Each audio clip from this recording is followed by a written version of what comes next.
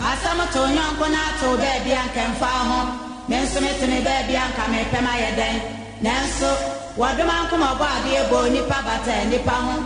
Obi ada na nyonko. Yesu ensu ane yirasio. Obi a woni dwuma odidi bo a oman. Wokwana ni kosi na fro ayuku ni chechere ne ma. Obi anani kosi. Say ya. Womo a omososo ekofa niema ba no. Because niema boy dina enema cost of living and so ekosro. My name is Odro Jutrinkomo. Obi a okra and niema Mr. Gabriel Odro. Mr. Odro, good morning. Now pom to say. Nyame adomo. Okay, you don't bad say. I am sure mo amokwa amanone kofa niema no. Yeah. With this COVID dispensation no, niema amokwa crab banum ne pot nom ne ehonsem no say ebetimi I don't know affect the price of goods and I say ebi abanin shiseye bi ni ade. I know you are a businessman, not a politician. Yeni nkomo. O ma me da si debre metia we you follow my discussions no. Na ade a cost wa e was be asin nyina eti ase ni say. COVID never. There's a city behind that COVID. No, I was in party as here. Kind of for COVID, no, the buy and overtire. On my obedient, onion to say, and yama emwayeding. Na politicians never send you mechi. Na omu jano krene da hono to. Na omu kra and try. No ni idea you move beyond the high. On my dear, tell me important. For the time past, na trade 40-footer container from China to Ghana and ka cost $3,800. Okay. Trade from China. Okay. Between 3,500, about 3,200. Okay. For 40-footer container. And the freight from China 40-footer container as at last week. $14,650. Import the BABD one dance here. From 3,800 to 14,600. To $14,650. Okay. Last month, me container back, me freight $12,000. Me this week $14,650. And me touch forward and the catcher me say a best slow. Me importer me kofa niema ne ba niema no ebo no meche guso once a Ghana ye import driven country more than export niema nyina ye kra say me busa say e dey na ba say a demand and supply say the whole world obia fa niema free China it is only China which is producing now it is the whole world obia ni China. And I'm see containers in the bar, and to me, come back in term. And demand now you high. A boy, I just say, agent in the book 1 month ahead the ground and when your container. And I'm not a new man of book, Nepos. Well, was I say China, M economy no fully. Yes. So, be a bit to me, I find my these are crap for China, is your mount. Oh, my shada. Good. Enti enipa kakra bia omo atimi ya orders ni ade ba no enetimi fa ne ma ne ba since China kasa no cost of production and for cost low me say me niema me ye last year and niema the same quantity of goods am here this year me ye cost of production was China across by $15,000. Wow. And Yaman Boakye in China, Ubia way, and a freight across. Now, dear Yemian said, I buy no communicators, no intimate directors, I do way. And I'm our position, no, I'm found a trouble of a amount 20. And you're buying an age. Now, mean him say, trade minister, a bit near shipping line, I will be the identity. And that's only shipping from China. And freight in our cost, Metafa Nema US. US right now, the maximum freight is $5,000. Now, yes, not just China, they no I had like almost 4 times the amount you were paid. 5 times, almost 5 times. Now, I don't think America, there no, now America buy no any shipping lines not in command. That is the question. Trade minister no, was say or share the only freight shipping from China and cost. Yes, my brother. By the close of the year, so the 40 feet contain the $20,000. It's possible.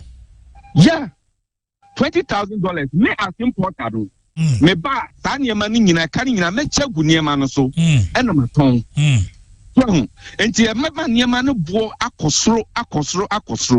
Wahu ade ba ko a wo se Ghana for ye ti ase ne se oman na ye timu bie nim se June July ye ma ye friend kita wonsa July August eniema bo kosoro nia ne bo kosoro ebi sa bra na fe ne nsuo na to a bode ani ade nyina eyi ni ti enti ebronto ni ho enti niane akata bo so ekosoro eno de locally wahu enti oye timi hide behind yenim bia yenim na ya mo nie mechi bia nim say Argentina na say June July kita wonsa adwuma efo mo kire wo okay adwuma efo mo kire because kita wonsa o man nu ya diaduane ni ho every August September ho ko na body eba na bro ba na fe eniema mu sane kakra enti as politicians no omususu emma paint picture. Say as the yasino Ghana according to the sense say uji hu bebia eye economic crisis. Na me de me gidi ye say aban we obo no homodin. Say we dey compare say the aman ho do omusi sofa ne say the niema bo kosoro na aban wo abo no homodin da yaka won say omumra bonten no mu nkyerɛkyerɛ niema mu emma omanfo ni hu sentia niema kosa. All right. Aban no almost so hwe ni ye eye ekwan ya omo faso bo FOB e ma ye importers no they say aban ni bibia FOB ni e de ade free on board don't say duty a omo bo FOB ni ma no so omo use cost insurance and freight okay and the bo FOB no na for the time pass no na 20 feet na from China, $2,500. Okay. 40 feet, $3,500. Buying Ghana Revenue Authority at the circular Amakasons for say shipping from China. And it is a say FOB 40 feet. I'm going to increase it to $5,000. I'm going to increase it to $5,000. And I'm going to duty. I'm going to duty to cost. And they are buying said, yeah, what's a buying check? Oh yeah, who because that's now I yes to throw me no Emma importers any high. Abani bit me ayo hu bibi. Yes, someone say omon share no trade ministry no. Any shipping line for no entrance. Bet me ayo kuta. I share ama yen so nyeme free China no eba no aba form kakra amaye. Mr. Gabriel my metre menya kwanya idie ma me so memfa mahi ade ba ko entum anim yete na mo tremete kwa abre me to mamponten na enema yehu o mamponten no sa mamponten MPP ko omunim se ho no mu nya mu vote kese pa 86 last election they had 86,000 good my omo hwe ne ma yie ade a misro ma won pa ne se MPP ni amapa bia no enkonkoto abama NDC now, so the American Bota party. The set in what papa. New district near municipal democracy and the minimum said district be a bomb who modern so better blopo municipal.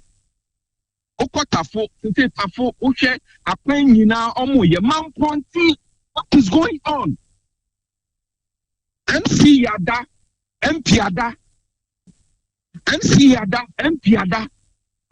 said the other just so who say just so and put to a person Tafo and put to a person man pointing who great about crisis ya want to say man pointing street Yapa so fit for command point or my and you for the past week or 2 weeks. You can spend about 3 hours from Tafu to Mampontain. 3 hours. 3 good hours. And no power free fear about Tafu. No one free fear before 5. Which much better to do Tafuna about 8. Problem and yet just a small stretch, a new half a kilometer. Or my menam plan so. Usha a near Jumuha and soon say became the Fakwanum. And I'm a short stretch, I say. Udrum by Duma dancing. And so be Fakwanum and a small stretch, I say. And almost clear that half kilometer, no more in the year. There will be vehicular movement. Me ordinary man. Coffee job, I've walked to your plane, you know, and I'm your power. Enti MC enti me any coffee job and not with coffee job coffee pa boa kakra be fili finfin kakra bi mayen na kwani nam MC so we so ni fans e kwani highway government area eni ti nya idea kakra bi en fancy ti o ma kwani move school bi na ho no che starting got akitu e gata eni muati e gata eni muati no so na ti fa kwam any 2 amana to a whole stretch, I say MPE. And yet, IGF, and you got a room, MS running call, near dressing work, Emma can't call. Now, dear Yanni said, who would you traffic 2 hours alone? Almost bad, no more than 50, no matter circle. Some crop before. Okay. And you're before still and there's some for me. All right. And this year we see one for any Pacasa, near Cassetia Bino. Now, so you step, you are subsidizing comfort. Someone you know my aim. On my and you man call ye, Mr. Niama Tuana Marco, MPP office. I call bomb my man, yes, almost flatty, the name and Profocata. A Batia near Bob by nature, most of them are representatives of the government. All right, Mr. Gabriel, Medasi. Yamin Kaho. All right, Makra, Akaba. I never be a papa no car some no coin.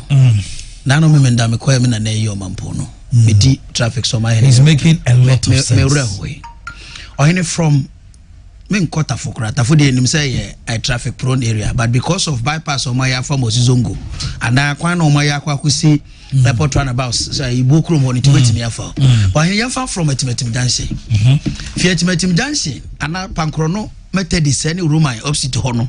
Obekwa could wait metim junction no and you bet me take you 10 minutes or from metim junction to overseas junction and also another wahala. Overseas junction air come meduma bus junction honoa papa yi kan and also trouble. Now free a bus junction home meduma ho could have a do Mampontino and also yasem. Problem in the second and a castle in also and a castle not those 1 2 sa yi kwanya papa kai Amanaka Kreya and Dameduma station who ye down for how long? Almost about 6-7 years. And that's so down. I starting kakran is only tono na etching, na ebem, na etching. Oh my dear Kungana. MC Beno. Oh, MC no, oh, Mampontier friend, or former or constituent chairman, on a constituent chairman. It's not just a constituent chairman, dear. Oh, no, I won't run away. Unia George Pong, on a presiding member. George Pong, lawyer. On a George APM. No problem, organa, a system. Yes, highway force the NDA engineers this year for tendering near the Ama contractor. Simple patching way, say Utia. And I got an open Kunifano, a Mwesi. The insurance to me from I don't have a pay cassette. I want to for IGF and take got him. And to be beyond so just Mamponte a journey at the OAT. Abano MC Municipal Omanhene. I take gatas kaka. It will have to take a government permit free highway for. Oh please. Omanhene problem no. Ekwanya no kura assembly odo hon koka so ko je permit free highway for. Na je highway omo ko e no mka kire highway for no so penifon bebrete ho omo fa ho. Opa bi se omo fa ho. Na de me ya ne so be ko office ho no. Ye wo highway inspectorate division officer in charge of road maintenance. Hwan boss akese enso da bia wo twama wo hu enso na create problem. And drivers ni be so very indisciplined. Ekwan mu kura no wagina load. one major issue of that traffic was Tafo, mile 4 miles. Mile 3. Krono. The main street na almost 10. And no creative traffic. But I was say, DC or MCE, yeah, the Jawa near the Aswawo. It is your duty to see to say there are certain patches. A baby now can't say, Omanhene 4 times. Now assembly no grader. It is not acquiring to me say, yes, say, no, my way, or my jiso, no, the Amiago, so no, my level, so it's not ensure to a viable casino. I'm complaining loan, no to grader my assembly. Oh, assess. 7 say 8 yeah, maintenance culture. Yes, assess. Ebe says you ho obia nye ko share a buying cars I say ya jagu ho sa. Na ko state house on go. And I don't make up parliament na me twam. E kire ho. Hey. Na so Omanhene say apokwasi interchange asa say e watch oba ho. I me hu ye be di hu nkomo. Abrant ma me bi ni na police fa kwachi ho. Yeah. And I remember man MC. Man MC ni di nkomo. Oh, fufu. How could you? There's almost Tony man you rentino. A honor mu fufu. Ghana for say do maybe a home. Oh, fufu. I think go for chamo. And I say MC in idea anymore. There's a honor no time behind you. Now so bit what did he? I fufu no more time. And MC na ko arrest no. And no man na interview 6 o'clock. 6 o'clock yes. Or MC na ko arrest no. Na wa ni pe on fere ade e kwan hu skra say yaden se oton ene wa mo so ya boys mi enu mo ni abria che o maso wo mo san kwan o wo de dia akokwa na ni abontira Ghana for ayina yini so do de fufu na kosi o ai yeso so fun so ma fun di enya ya ye interchange fe obi e boju so na obi so ade o de na ho no so to ton niema o ton niema de agu wheelbarrow we friend petty choba petty so yeah mu ye ni pedua ni petty ni ye say petty practices well look at such an edifice so what choba on chance no now I love you and I want to be serve party and kwan ba no go live soup ko adune wo mu nyagro boys me ya bibieti oh before look at this interchange so the FO now so me dey me no mo nya adwente ma moto estate and me no mo nya adwenta so I'm say ma kwata titema I'm so titema and I know boys be free wa say otitema on kura community no ho be otikura on area ho kura say dia isusu mo interest to me yakwa ma no tema area ho kura township pros na Fatima for no say omo per township pros that is what they say they don't need the interchange for nyinada omo ti anope omo kwan so omo mfra omo si Tema town roads no say kwame nkroma ye no obi anya ebie o ma omo tema uti temedi obako hu dan fefefe. The road leading to that house, no. They need town roads. They don't need 5 interchanges on the motorway stretch. Now, who said time former President Kufuor Baya or Yi Pakwa Syndrome say on share the development of cities near the no. Man, tita medi umu. They say some year can says he be MC Kwabri East. Okay. We produce a friend. Okay. Also, ni comment be a mawo Mr. Odro asema okano. Oh, there be on kasa. Also, ni comment. I didn't produce as on how the producer friend say, and at least oh my who the honor MC person just said be offer on 2 1 amobia. Or say only comment. That be on my MC only asamuka. Yan so yang high ho. MC say only asamuka wo ade ye problem affecting nkofo. Honorable Omanhene asem na say. Say let me read what my producer just put before me. Honorable says CB MC Kwabri just told me he will not comment on Mr. Odro's assertion. It's not about Mr. Odro. It's about the road and the people. Mr. Odro is a citizen and a resident at that place. So if he's affected, you are the representative of God. Maybe I can't say more. If you say Obi Ejuma, and you Obi Ejuma, you say no. You are there for Mr. Odro. Sir? You are there for the people who ply that road. So if you are an MC and we call you Enra, and Bimbila MC all the way at Bimbila. Kasa do sino kasa. Only a kasa. Share a background they say. I say onukura na no. He agreed to speak. Fifi then later tell you Fifi. Your first one and when we had Fifi, the first comment I told him that comment was not good. He accepted and even apologized on air. Later, no, but can't see training college in India. No, they just shows us for Sufor because MCA Unyadi. Oh, Quabri Hanamo. May I've not even meaning. But the issue, and your penny are Colasem. Young kind of fear. Well, penny could just what and what. Former constituency chairman. So when you are given the opportunity, Kwabere ni traffic ekoso ebi a Omanhene momuame na mako highways is mako mpanifo we maye we wo mo mfime enti wan hwe kwabeka se me na me nto na me tu wan am say I will not come in nkasa ma no oso won kasa yenya no you see you want your MC una president of district ho you are nanado in ya said that point to secretary mampania na emu it is also won kasa fair enough na grant me police for asase yeah oh camera now CCTV no. Now they have arrested 252 people. Okay. Our vehicle were captured by special police monitoring cameras across the country. And now, when them say, "Obo shaha traffic lights here red crash ship watch him." Obo onma red no ya to yellow no green no ya fam. It's the traffic violations and offenses no how much 252 and the sound of chroma Sadia na isisi chroma no Kumasi for Abuja and Grafo Mutia Moshe Masa enya for beautification no woni mahimachi me ban my letting kameya yebi na nrambi hui me we almost they have over 3,000 cameras in town in the country and to me have videos na that nam see ye tell machi me share na camera ba ku janam se David my late say why late na my late come ye for cab how many seconds to me weirdness on am say no me I should do the right thing it's my me am pen am ye late because me wait TV so share cameras no say do music capture drivers no o zoom here you number no yes that number no bo now they have a control room our set cameras ni nyina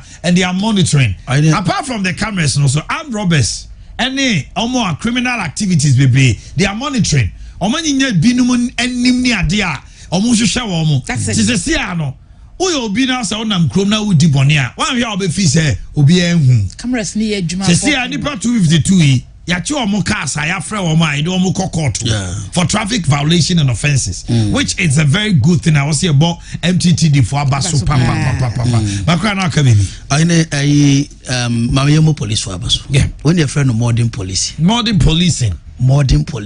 it shouldn't be say personnel gina baby a wo boy ho bai but at least unam kromo a my na say car snatchers no so wonto omo nka bio because cameras no lead my police for the chi omo mo kojo bi car wa ha to say be pickups na no mota jo so omo di ya di school feeding regional coordinator school feeding kra ban car kra ya brand kra omo ji njo omo kofi a na ehu but this time no cameras but the best thing say omo ya kwatire de ma hu say from Kumasi stretch na almost to Pechi Trader Johnson na mo se bi ho omo ma ne kwatire nka ho kebetimi kra sa ngode ni ho bada ngode wo ho anke emfa district ni bi kura ya kase ente se mampon te se oboase Omanhene Yaw te se bekwai any places ya nkase a me fa no se ya we te se bia fa ba bi te se wo fa temadodo wanom sa no na e bia wo nam ba bi te se dunkwawo places emu odru a so kakra apart from main capital cities no big cities no so ho nyina criminals no ho nenka enwo ho ena 2 akofa bay Mestre Minister of Energy Napo on the minister make come be hu ade police for no a ya omo ebo barrier e wo checkpoint okwan so bi wa na electricity nkoduro but I'm told the ministry no solar light bia omo disi ho a ya do najo no atimi so unam Kumasi kwa akra na tadwa so a forest mu ho no first na e ho ha adrepa ba so omo de biasi so a e makwa no se efe ka Mestre ministry on final policy ene Kumasi ne nkranko a bia police for barrier bia na do omo makania no boy adwuma ho bia no ka ema bi nkosi wo ma good ema bi nkosi wo ma because my observation wo highway sometime na ntia na do a bia obedu ho no omo akura touch ene omo de gina barrier ho na omo toto say now bia light pole will be about 200 meters from baby omo gina no but just what I say nti say nka ministry no omada Roma we dey ma desre dey omuma light no ebi enko sa me ya na mame okay honorable SCB Bonsume Maakye Yeah, I know, but now I'm to say. Okay. Yɛne nipa binom adi nkɔmmɔ panin baako a ɔwɔ mpɛsoa so na ɔkyerɛ sɛ baabi te sɛ Abbas Junction Medoma nom ne ade ɛkwan no yɛ just half kilometer na traffic ɛde ba hɔ ano ɔden dodo ebien nso so Mamponten town roads nyinaa no asɛ abɛyɛ problem wada ɔmadeɛ na wobɛtumi aka fa ho ɔbɛne medase kwan ho asɛm deɛ yɛda bia ɛka ho asɛm yɛnsa TV Mamponten town roads president no amu ɛna mampani no amu na bɛka te sɔre ɛma contractor hyɛ aseɛ ɔhyɛ aseɛ no yɛho deɛ yɛyɛ ɛna ɔfiri so yɛne federal rules several occasions what they are going to do is say almost terminate contract no they are my contractor now it takes time and so much my sama or more combo we can very package contract no or more award I'm a contractor you are there for that process we are working on now until everything is very soon no they be able to contract for waking up a Panama, that's my house. The main road are all cars also. And yeah, highways for fine. Yeah, the letters are called more, you know, my share. Initially, they awarded it on contract. I contacted the also. I don't see him near Asia, highways every corner also. Yeah, I say, yeah, form a task force. I'm more fast, almost try, say, on the border things to a panel. Until last week, management met. And can't tell you how. You bet me at 50, a crowd. One more particular on the move alcohol. And the near security agencies are putting measures in place for those areas. No, you bet me at 50 point the apple now. Now, one more movie are planning season. A man may do, any and we can't check a car before a quarter down. Well, the corner driver knows you are planning season. Now, we'll do. And then also, you 2 more there. You put me aye, a farmer, Adam. All that rules, they bring one year to give some recama. Now, any year cool town, not yet. In Shota, not Sassy. In Shota, not Sassy. A camera said, my year with Fabria. 10 year cool town, I see the end is to 2 times. No 2 years, then you to pay. Napana Sassy. You need to talk Napana Sassy. The number of rules are contractor for also. Obviously, we no more active site to be themselves. Either we are making effort to bring them on site. We feel as a mason and airport castle or more first shooter. And we are highway for very soon. Only second, you will go to our own baby. Kassam town rules, Southwood town rules. We know would know. Bridge Kessben and I was one. Contract and bar. That is why you are one. Our movie are also about 2 minutes to Ama, a partner, apathy. And to road ufi krobo ebe be mu nso na o ye cover also aguso also ye ma na kanya ase fraud ana said the most ba so no and so any contract and figure with Malaysia or more come to apam ho a we are very soon but we will come back and do it and we are doing a lot on it but said in Fiona sia tiegum be na saying e kwa bia enye hotel bia no ugusu twisu said ya na Abbas Junction hono no Abbas Junction hono e dey na mo betumi aya because omo tell say gutters bi e wo hono ma da bia na choki na ensuo no abagu ekwan ni mo na ka ho ama ho na tutu no nti animu e dey na mo betumi aya because that stretch kitwa na ma driver bi adu on be so beto amena mu nti auto ne bo na patch ti dey na animu ha ya no assembly moving because highway very soon no it's almost about 2 years and every day very soon honorable technical advice all right honorable says to be medasi honorable final comment in your political statement. TSU is saying about BDH. So only politician kasa, no so be engineers akwahwa assessment na advice on the bemanoa. I just say we yegu baby. Nti ene date ho. Yesu ye BDH na ya hwe de omo ye because Omanhene sa problem a okay affect yeji. Ejira Mampong Nkranza omo mo fa sa kwan no so ho ekọ atire ni nyina we don't manage traffic in Ghana and we don't see the cost to the economy. We don't see the cost to the economy when it comes to traffic management. In other jurisdiction, if you are a mayor, your number one priority is traffic management. When you miss it, I done a crown be you so. But I had no more. You say obedi 2 hours for traffic man. The economic implication and the cost to that person, the man hours that is lost on the street, on the road, you know, you quantify in terms of financial loss. Oh, you want to say, oh, the traffic musa. Apart from that, the health, the stress, dim. Any onufie na ne nine. Any sanya manu nyina anti yade pa what traffic crime no. She India nom ne ade. Any omo de nkendi say eka omo tumi kwa adwuma ma. She China nom. But you see, omo hye say ye won nipa say MTT di foi. Omo wo cameras ba bia o. Traffic see ya no ma signal. Near doom a certain part. Then crofo ko. Near be a certain road, the street. There's traffic here. We have to ease it. No matter calculator will say you doom traffic light we are.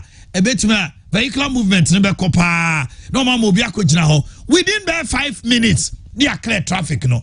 And Shabro cars are good every day in and day out. UK or more coba. Yeah, dear. You tima traffic boss mayor of Accra. And you know, I dare say was so to me who say on manage traffic. Mayor of Kumasi, Takra no other, you know. So much me manage traffic. Chrono crab tumpon. We don't manage traffic here. You giant society, I bear norm. And normal thing so and can the traffic go ho. Kumasi Tafukano so traffic go Boakye traffic go ho. And the mediocrity of our lifestyle, yet yatum. And the authorities don't see the need, say, your devices say they manage traffic. Do traffic move 4 hours. Obedu fie and kwaranke 2 hours mu nyiniba. Ya do free fie 4 a.m. Near the nako school. No upon 6. O ma mene papa betra ka mu. Onu fie na ebu at 10 11. Enti kwara na nyina bebre yade by heart. Any stress, any saniema no.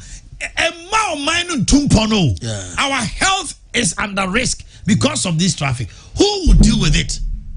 I don't know what's my transport minister. Opa on create unit to be Omanhene.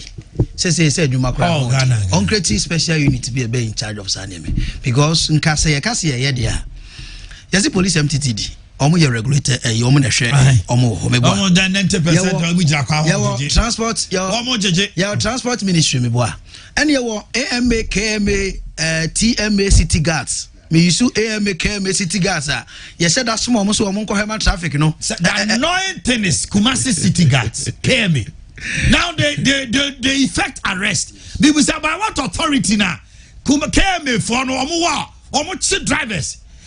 When you see drivers na so they fine, but the way they treat them, woman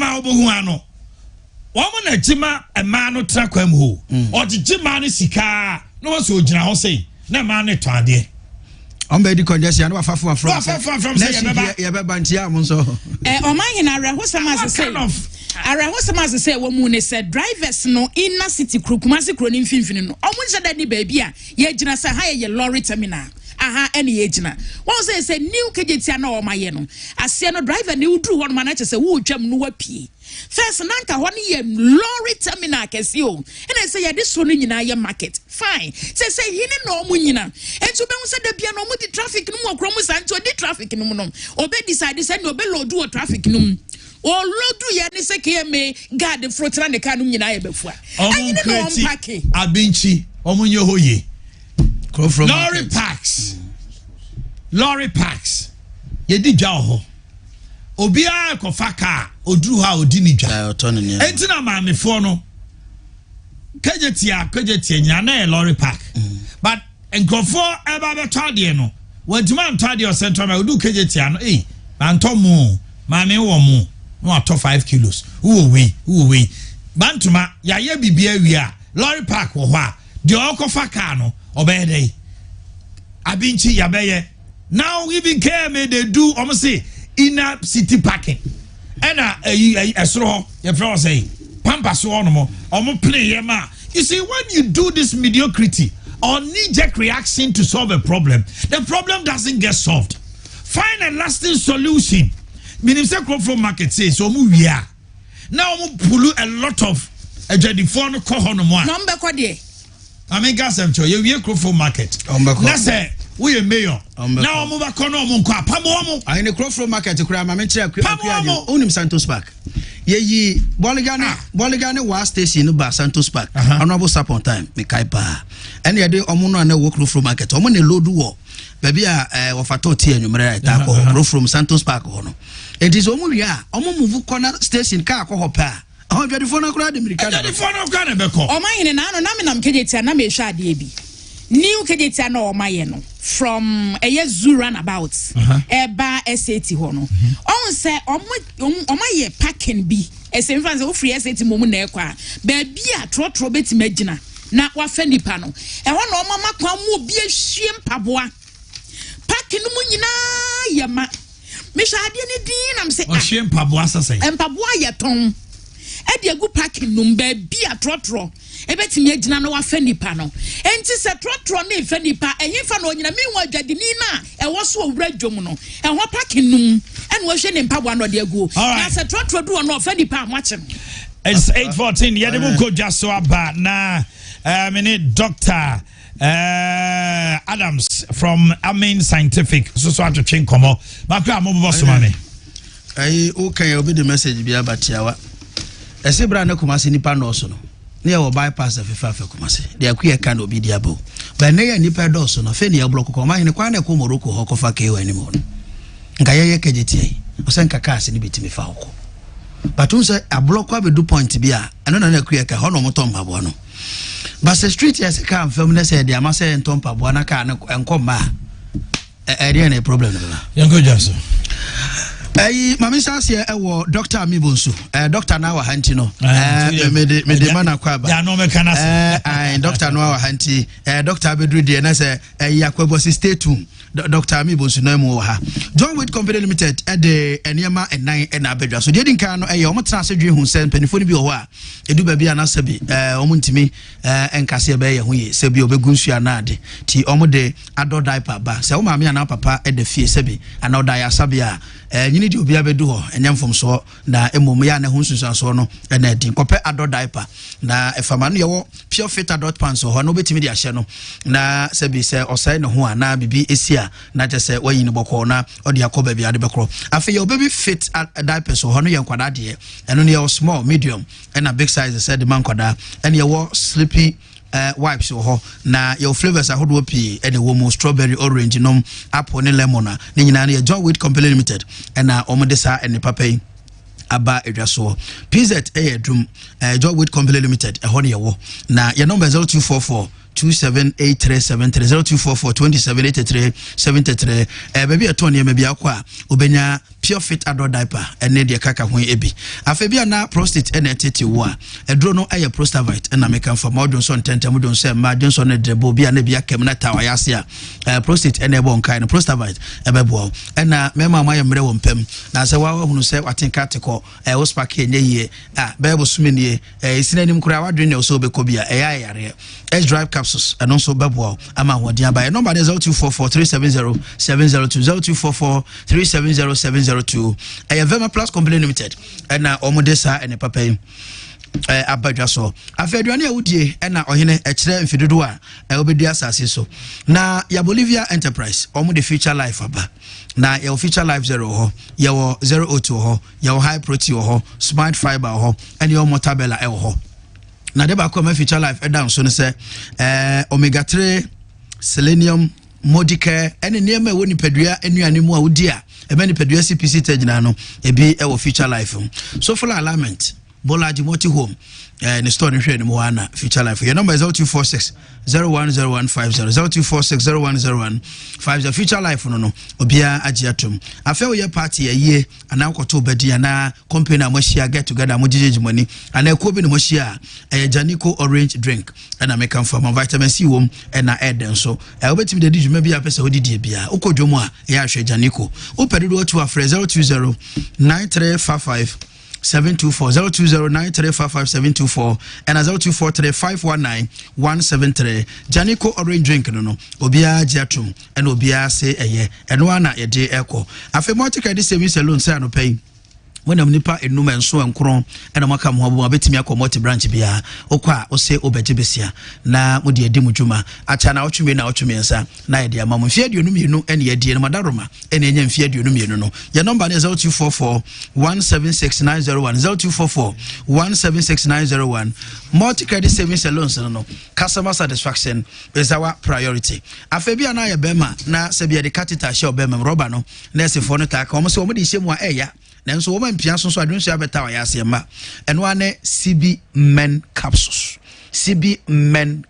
ebebo ema mo sabio eche ne discharge ne nema bia wa hu ni padua wotimi so ade we de nyame amanka ojapade no no eye CB women capsules eno kura besa aboa ama wonya atenka sonko ena afi ye wo CB soap ho wo be share slippers cha ne ade to da bia sem from afa na ho so na sabia ye bibia ho yi wonya CB soap fa na ho a chesi medu na so mo ekwa yie ne party ne ade nyina pese mo hyempaboa na nkofo so mo nantabo ne fe no CB soap and the idea. What the found out, Simedo Hura, Tim Sampa, Ubedia Dances Ampa, Kessben 4 Campa. Open the door to a number 0247 111671. Name maybe a 200 rubia, and then her bar shop will be aqua, Obenya CB, men capsule CB soap, and CB women capsule CB at all. I say Obano Yabosume, Miensa.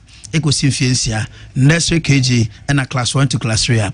A year La Precious Academy, and Yasefa Kuranebra, na Yemfantity, a Kamamano, Yenchen Casade, Yansamani Suadia, a Boakwa and Suna make Cocoshel Nature, and Yawo, and Mr. Boakwa traffic in Fabani Nimua, said Omanhene Yaw, Nemanimba Kurumba Cocrana Kurano Yari, Janamaye, our La Precious, na Yentito Banamo. Your number is 0547 526 464 0547 526 464 La Precious Academy no or say enkodani precious anopay Dr. Mensa so otwen wokochi one Guinness depo no di hwani mu obwase kwan no so yare bia Dr. Mensa so otu ase na momo yare na no ayeden na wontimi emma o se oye hom clinic oba ya obehwe wo doctor no ye friend say yenimu dada enti o se friend no e was 0245 958 768 okwa ya obehwe kama multi credit say ebosia no amonka mo humom na mo meje no process na ada so egu so enti momra na mo meje na fe bebi account so multi credit na mo wankasa wadwuma me pa cha bosia no wonsam no wo asem bi se bia ya no afre 0244 176901 Patrick Man capsules a meal vitality capsules e boapa ma be ma wa ho de timi gina so che efem boja no nso etumi edi afrosane enti ubepe PV be ma bepe eye PM na fe obanzo so ape PV ebesiesie mu mienu nyina ba bia ye to nro o my Ghana fa na ba bia kwa ya ubenya bi Mr. Fred Dr. Patrick no nchekere mu ma won e was 0243 423-471 Sketchworld Media Institute ewo kuma sedum he yetetewo e ma usua radio ene TV so adwuma boso minsia ene e de ma usantete ye no wo ma kira de wo ho e ye nipa wo ma be power radio ene TV adwuma no emu pa cho ho asembisa no be frame 0249 414 039 na ehu asembia no abisa ma yatumi akyerkyerem dia wo enkutwa NFA a young woman in Yarwa would run now. Who better new life cream? Yes, also NBC oil, NBC natural lotion, NBC natural soap Nina Babwa. I young Hunamne Juma Kama, Nabibia to me as a ye, the Wapa do a twatton, and as a one how been here for 0244 870 834. Nane Cracrano was say a tutu, was say a cow, what a yet rheumatism, crofosses yard nephew up so as so a young patrol to pain and the bed what tuning in Asakama Ediama warm. Yes, I saw an ointment I found is a bed to pain, Kama Ediama. I said prostate capsules, a bed Wama Bema, what John Sobako, Nameka prostate, and once some Mojans on Atom, then we are, where drop a compare and on the best friend a year, Dr. Solomon. I was 0245 616028. Thank you very much. Let's get some headlines. Making news. Daybreaker says Bank of Ghana floors certain switch system. And how Akumsen speaks and says that English cannot be a barrier for me. I taught for 21 years. Hey. Cars for Okada riders stands but not free. Razak Opoku takes on Franklin Kujo. And we have the Daily Graphic which says CEO board positions to go public. State-owned enterprise governance. And then we have the Chronicle. Okay, let me do a quick discussion here. My meaning Komotia Webi. Now, Komono, Dr. Williams Aka, a senior research scientist, Building and Road Research Institute, BRRI, and then Chechin Komo. Dr. William Aka, me watching. Yeah. Now, yeah, Joe Super, you know, I swear, Gibran on here, Kasa. But now, my didn't come about traffic, a title and crime, non traffic, non mano. More research scientist. How best can we deal with this situation? Is say a bit more for imagining call the economic implications, any health hazards are. We did traffic ma a year.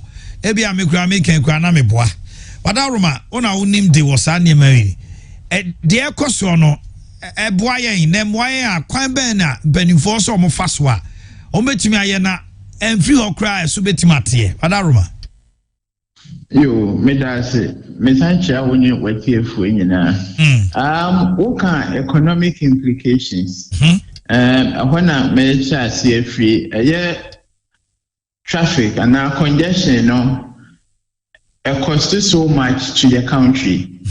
Osha, Emra, man for say what Kamu, our Mra or Maka traffic, say, would they see Katroswa, Utmuse a baby?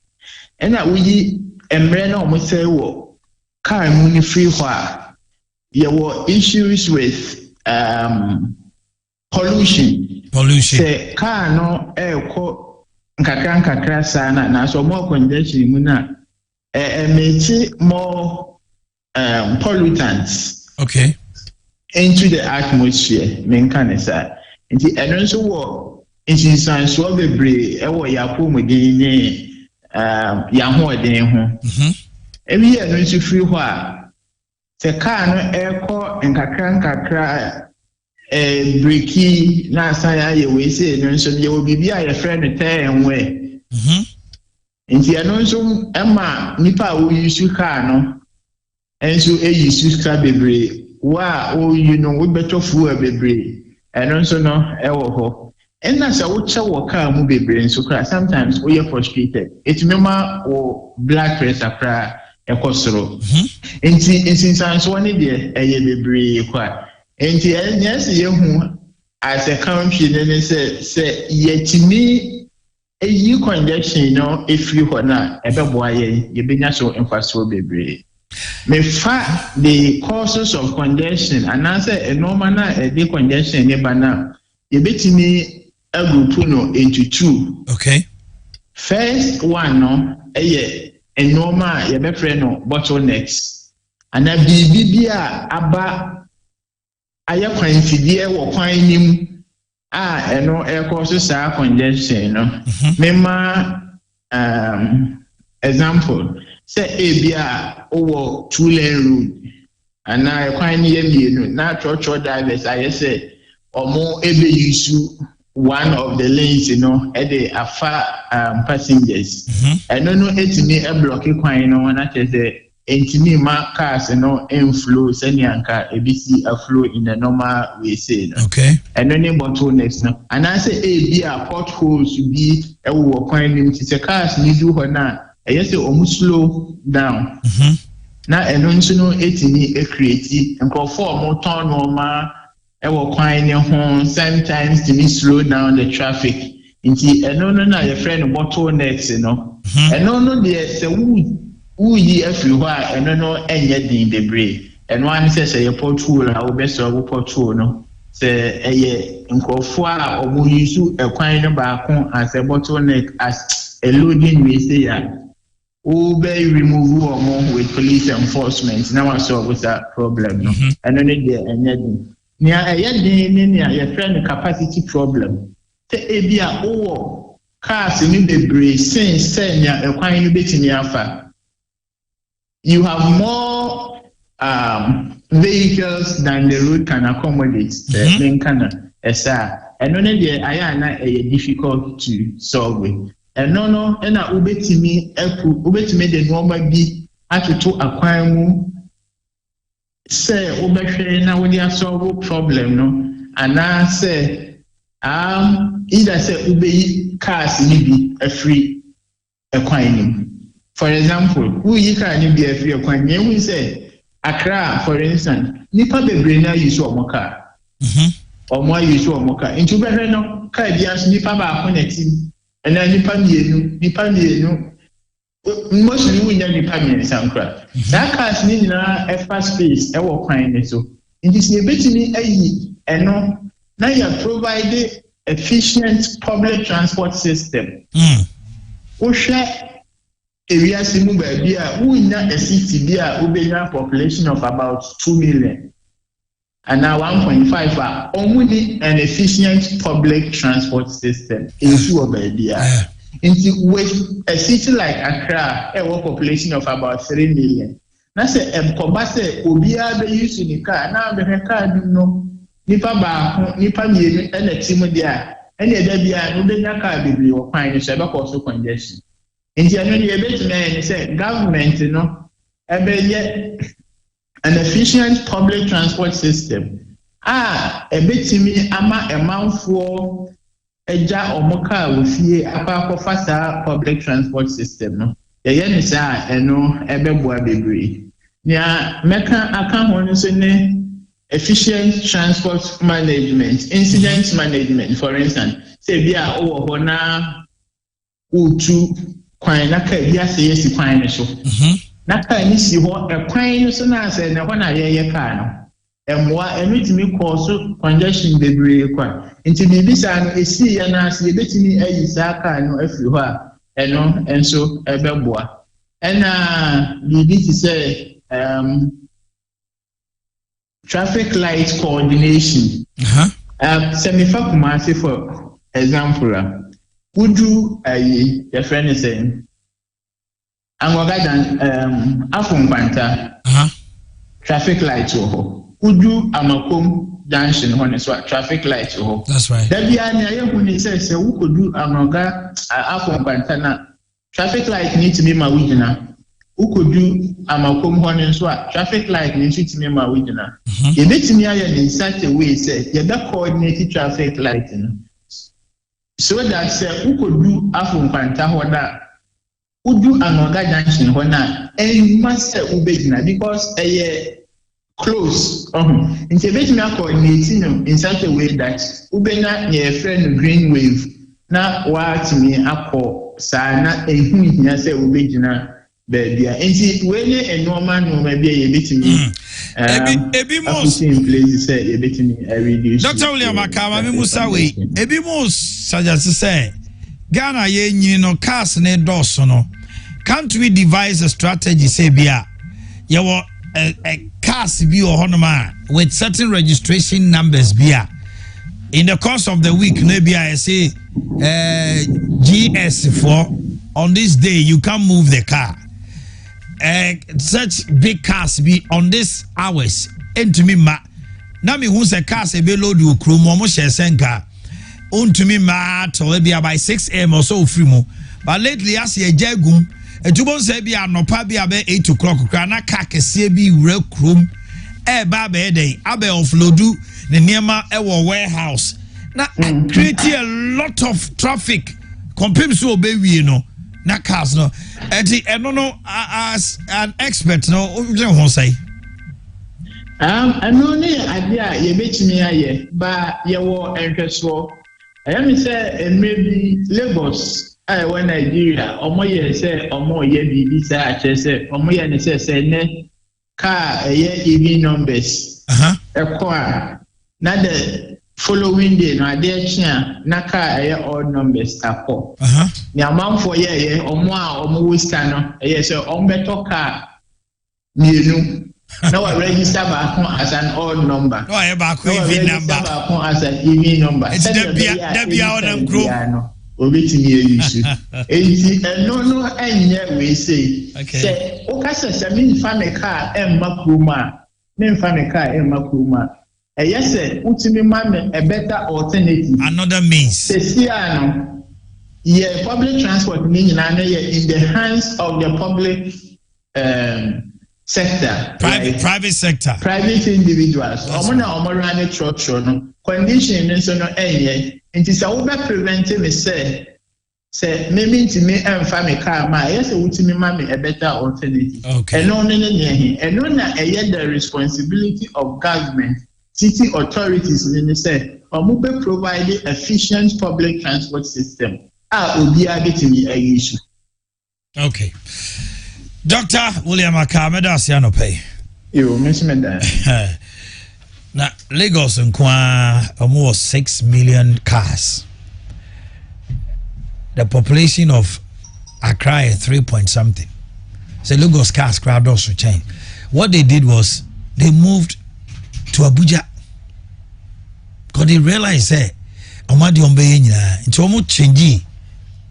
they had a paradigm shift. They moved that big city, they created Abuja and moved. Maybe they said Dodo say. And the abandoned me I change Dodo. Now business activities be alcohol. Then pram nomine or yare fan nomine adi. So it's far away, but because of good roads, nipe me Johnson grass honote. General zero get ya so mu nyina te yare fa ho. But oba of Tukaba headquarters omre. On the metro no. E was ye bibi ho. Ye jai chronoma everything anyway, Dr. Adams Makwaba. The moment ne pom to say. Madam bia boko. My intiano pay. Yam fa se na matwe jampo na yam fa encha free emi no bia wo hwa na se wo tejumadi. Enne ye hwe na kan come on hypoglycemia. She said do I was it.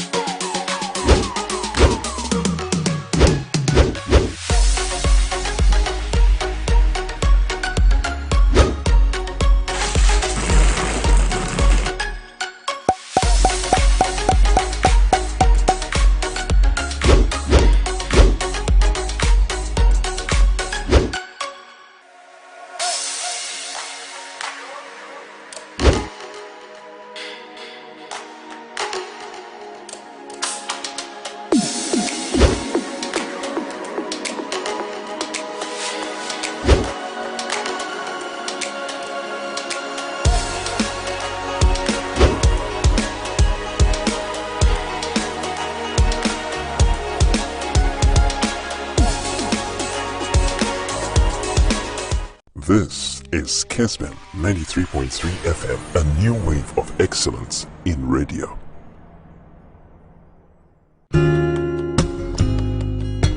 Be an MP, that's the 8th Speaker of Parliament fit to be a Speaker, because this is an MP that took part in the elections. If he was to be an MPP MP, then the election would have been 138 with one spot ballot or something else. I think we must test the law to know what it says about it. Greetings to Grandma Nana Obidiaba Nana Unguda. That's what he says. And said, please, I'm Reverend Namte Daniel. Okay. Now that our MP have been disqualified for dual citizenship case, what are the implications awaiting him? Because We all know that the court warned him not to go to Parliament House for swearing in, but he refused. Will he be charged with contempt of court, criminal case, or both? The question is, can the NDC people who encourage him to disobey the court be also, will they be able to save him now? We must always do the right thing. Osankide is sending this from Taifa. Okay. And this one says, Omanhene, good morning. Good morning to you too. And it says, happy birthday to my son Gerard, Cocoa champion of Tafo International School. Thank you very much. Honorable Samuel Adejekum, District Chief Executive for Kumawu, Maakye. Now I'm to say, and some no dosu, and never do me noir. About for some folk and for real tab comra shebe at the media review budget ako nipa bebre no e hwe ni mu says say be now be before fro and it's going to be the same kojo like momo the old wade the old thing and I said ye hwe ni mu do me enu ba Alibaba etrase e wo breaking news a sanche hwe ni nyina one na pamfo e de beto mo anim na mo tie bi. UTAG say nationwide strike. Almost say August 2nd, which is next coming Monday. Omo go from can so almost say aban sika bi ano ka so the amount $2,008 bi. Ayo almost salary no nyema bi no. Aban na ya ma free hunti. Almost so mum pa akatiantu mu. Om de akatiantu mu no kai omo time. Om from 2002 ho baby e dado ama wo mo. Na bibia enkoso kama I need the whole asema waka etiawa or see these two shall pass. That's right. Dismissal from the party no or see nasimo be kan nyina e ba kope these two when so be dey e be twem coronavirus na and also ye ho asema eko mami tio with respect to asin ensema abetodwa ebi mo ese asin novofo adidi san say by election ba mpuntio ba eti no bauti akwa wo se na ni bre wo mo ko pebi wo important too bad. Anyway baby why me dance for the opportunity na yeah sure ni mu say Abbas no reading so NDC communication officer Shanti Rebecca na no matrankonya mo se kire koma mansini mu nyinara very much for trouble ko dia Omanhene na menchia next for ne adwumayfo amo oyoko health center or treatment amodema patients are or more mechira mo nyina bajuso Omanhene make me you tag there no sense a bread and butter issue mbrante ne mabawa omusua ngoma omone oman so dache nti mesre se mpanimfo a omuka biewum efa labor market no omono omunhia na ye papa no ne ma me no ye nua no omo kyerɛkyerɛ yade na ombetumi aboya ma oman nimdeɛ ne onsu ehunu omde maye no ena ma yetumi productive politics ne de ye but enye ne kankro no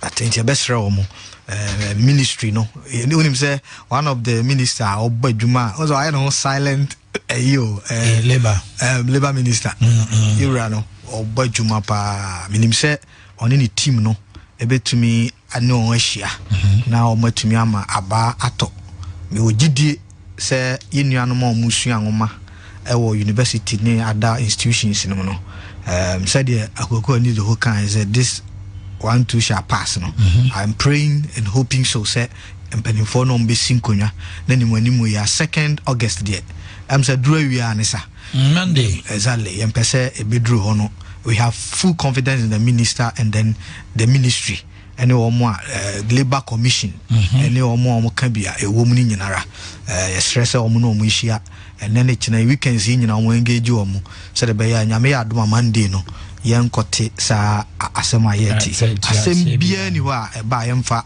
anu ina eka ti ebesre omo gidie se omo betumi aye wan de toso bia mu nso eye Jomoro MP na me busa on a quite on a lighter note na minua Boama e ka se Jomoro on the said the trial no eguso And I say if you have for power how they say no need cardiac kakuku I didn't know then come you speaker of parliament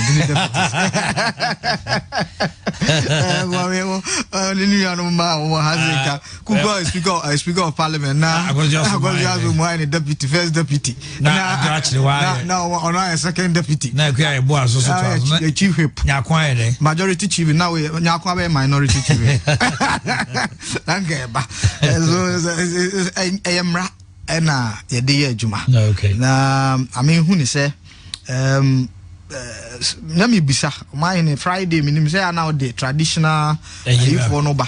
So be koko, aware. So waboko koko. I don't know. Asantimu no koko dear, asantimu part timuno na yaware. But ene ma foi na say. Yede wedding ni sa nneema ne ka wasema ya because so the nsa any asedasi kaka ho e de ko abusuam ho a ne yire no okay ene na akwa to say Abraham ko ware ware ama ne ba Isaac enye nsa ne nneema ne de ko ma o mu wie no de ne ba okay but yeah, modern day no quite say obi mu kwa fi say wa anya wedding na won ware. That's right. Uko abusiam ko hu de ensa call the sikakra ko tua nsane ade kra na onye wedding na asofo no bi kra no fi say sa onye no a na wo ye customer ni kra na omummu ne say dabi sure enti eno a o ma me mu aye che say ginaye bi e ho yes also si ginaye bi enti what the back case here by here. The case na maybe I don't know. Exactly. Jaya bia ni wa you see it.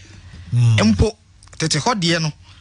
Na wa ma obi a wo hwe na otie. Ehun se na ye wo aseda sika bi ene nsa bi a e de ye ginaye. Nipa bi su di adanse. Di adanse. Nti se de minua me ofa yi a okọ oye MP James Kwesi. Onimra no onim nhyehyeye ni nyina. Okay. Because the application ba eye Kessben ha.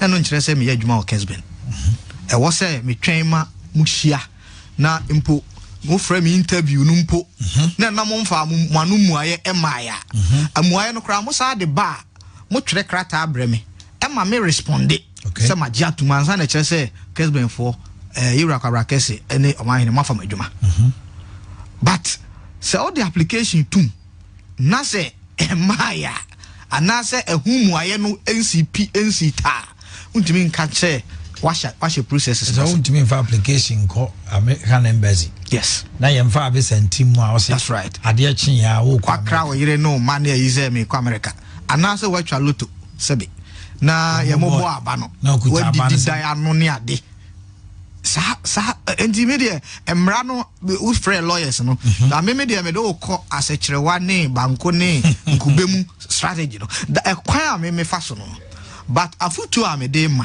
o de mai the research team of our political parties enye bibia say research o hwe constituency bia your director of research that's right Oko regional, your director of research. That's right. And now Oko national, your director of research. And yet, business as usual. And yes, sir, the candidate, the background, any nyuma why ye, any na brabobi awabonyinano.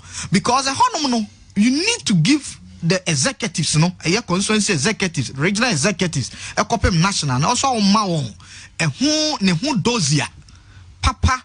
Any sabi money because on say our opportunity or on the threats bia ebi obetimi apeja e de baby. So it is an advice to all of us. Democracy because idea we are aba ebi asipen. Okay yera Adamu second day exactly. Yeah. Ebi to no ema yera Nyankopon fa the currency. Abantu and say bill me patchon right. And you could see say a court no anye Ghana nyina ede. Emra no de eduru ba bia minua lawyer na friend no or say we can or say absurdity or say we cannot be chasing exactly because emra no eno e wo ne baby enna ye ka efia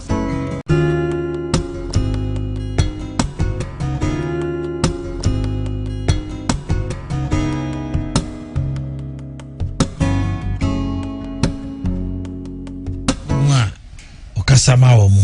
Francis important to say. Maybe Aboko. Ya do ba dia sipa. Anopai yatna si ya dwene nsem bi ho. Oman no empuntuo ene ne kankro hia yen. Na eye amanyosem nso de yentumi nya de enye frame. Omanpani dada eye John Dramani Mahama eko aproba order Ghana for to abama no ase over 6.2 million Ghanaians. Na ni kasa emu no say omani mo aye dina masese anu chese utwa ho ba bi entwa. Na Ghana for osre om so mo hweye no man koto aba ama NPP adentra wo mo sika o mawia no no beso mo kata so it will be break the 8 then anchan no enya bibia omo beso mo break 8 de kata hye ne proye o mayeso MPP abeka se oh o mani mo ye den de na so Ghana form for madwene mo man pani jo mama na enye as bad send you all cano go sha mama nkra no a aho kire nkrofo fam no se ye de toto Ghana ho a Ghana nkaye pa na so omugitum say it's not as bad as it is. Okay, oya Ghana ni wutie mi betima send you message aba 0551 599 933 WhatsApp or text 0551 599 933. You can also join us this morning on Facebook. That is Kessben FM or Kessben TV on YouTube. We are also on 92.9 Accra. Grand Fonina Mutie Vota Utini in Potem Yamakwaba. Okay. Francis. My name. Why is your boss saying my and Twaba my MPP for Krana Omo Chrono ma bon number some kataso? Entino my room break date. This morning I was saying that isn't this disc scratchy? I mean too scratching. My name I'm fa kwanya iso na menchia kwada sofo nyina le nchia kese ma parliamentary candidate honorable Asibe na Maakye University Fonds nyina nchia twato nso medebe ma menua Kabore regional communications team member na obo mechidom. My name Mamin Shasi free the rationale behind your toya era former president John Dramani Mahama so wakaya year 2020 no because of corona eba yenti ema electoral campaign activities no hote for some time. Okay. Electoral commission bi mu say yenye campaign no na akamreti abi ya shase se ebeye ye wo bo asenso tall man can so ne important na unfortunately enyanti say your former president His Excellency Jerry John Rawlings and ye founder and leader of the NDC and so Efrimu nti ema ye hote campaign no for a week based on president no directive for state mourning ma ye share ma ye sadini na every day we continue the campaign as now my time no as I short nti areas and I was in Koko northern region hono in particular baby ho a wentimi anko area elections no so no court and sensem ni ade nti na processes no aye bebre nti na sisi na bosomfo yi poma kwema ama oya na nyense ne ma no fa sa kwanya so na onko sa bia yi na onko da NDC for ene Ghana for nyina ase wo resounding victory of the man no in 2020 elections. Resounding victory. Resounding victory. Yes, man. What does that mean? So, we challenged the results of the elections. Say results na eba out no. Na ye engine to say and no actual results. Enti on the side of the NDC there, ye hu say ye dinkunim. Enti it is not wrong say former President John Dramani Mahama. Say MPP for Chinchimini, son, and yes, I'm going majority. Oh, elections. Yes, elections in the day. So they court here once and semia. The court John Dramani Mahama. Akufo-Addo won the elections. On the side of the NDC, His Excellency John Dramani Mahama won the election. Why don't we accept to say at the end of the day the court ruled because should the MPP for so court they ruled for John Mahama. They said say this way in the NDC, His Excellency John Dramani Mahama won the elections. That is the fact, simplicity. Enti aproba oko yokwa domase. Ena to na oko no. Ontimi nko as a former president and also as a leader of the party. Enko abra on touch on national issues. On use the opportunity to talk about the hardship. Ghana ye famusi say. You and I would agree on my say and then mu ayedin. Commodities cost of living ayedin. And it is a former President John Dramani Mahama inya akwenye biana eya no pese otsere NDC for ne Ghana for nyina said this is where we find ourselves. Fimra ye je ma Omanhene His Excellency John Nana Akufo-Addo ebesi this time yenhwe hardship is Ghana for wom na omoseka say break the eight no. I agree totally with the former president say is to cover up nyoma bia omoye because you can't corruption na the na come in the time of NDC no now you fight corruption head on.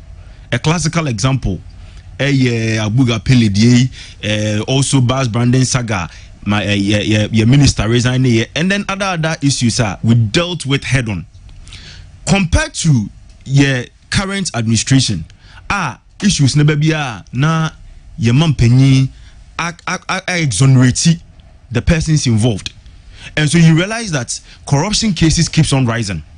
And to say a Omanhene His Excellency former president ejina baby no kase MPP abai break the eight year omoken enye bibia but to cover up omonnioma bia omayeye say the be ombetimi aswerve justice. I think that he is entitled to his opinion to make the statement.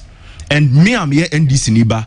I agree 100% with His Excellency the former president, because Omanhene and na Ghana ha ye we oshe the way nyoma eko nyoma bo den ye basic commodities. Thanks a na ha ebobobo commodities in some time ago.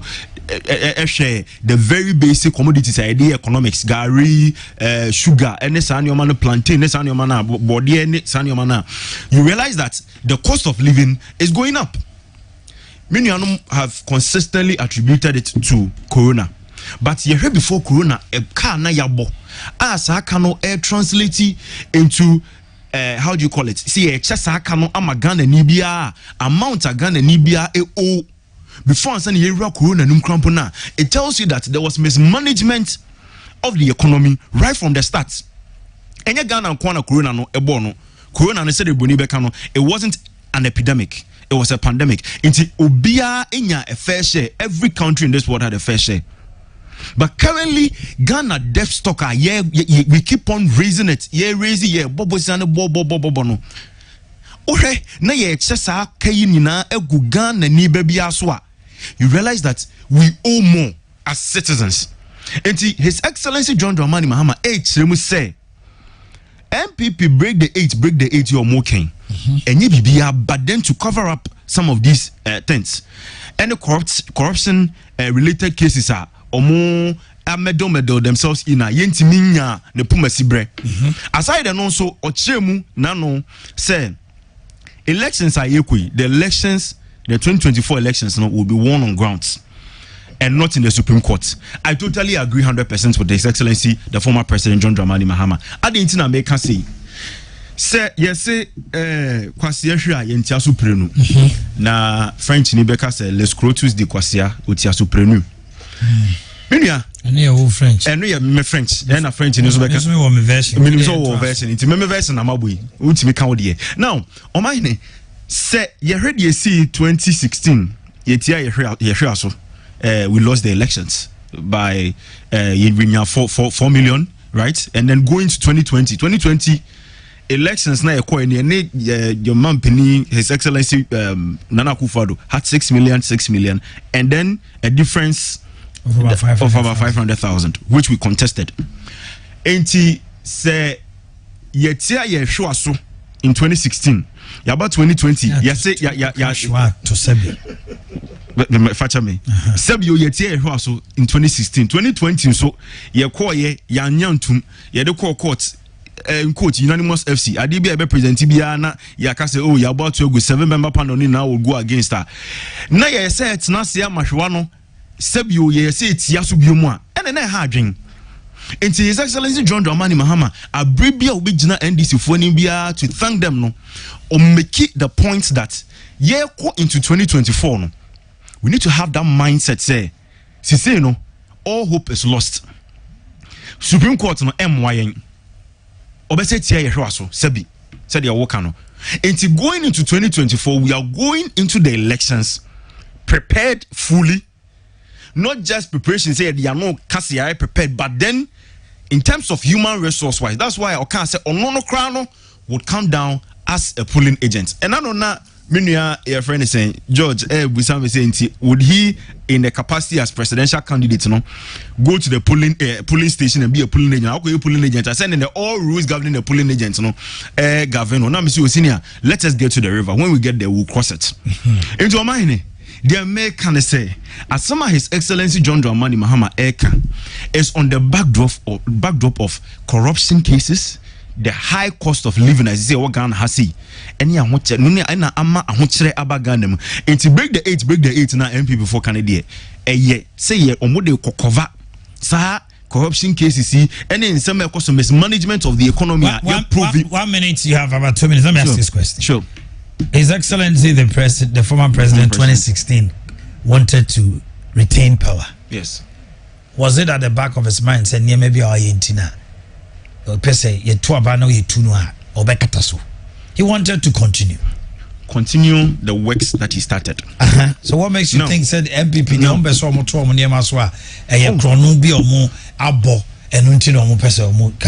Omanhene, Oshe NDC. John Dramani Mahama amemu obebuye ene the way of fighting corruption on say yes say the obi ayeda ene ye hweso anaso obi ho dance yes dance ni no etimi twa sa dance ne de ya dance ye heard the year John Dramani Mahama ye ene the fight ene his commitment to fighting corruption ene the way exhibiting no na ye hwe we a yentimi ayesa wo compare anaso wo de anka etoto pineapple ho no emfa. Because on one day or show that commitment towards the fight of it. And when you know say, Mumma me akwenya na men twaso nam ejuma masa asiana me ye no. Minyen ye. Omanhene His Excellency Nana Akufo-Addo de same cannot be said for him. Same cannot be said for him. It's different. On show commitment in fighting corruption.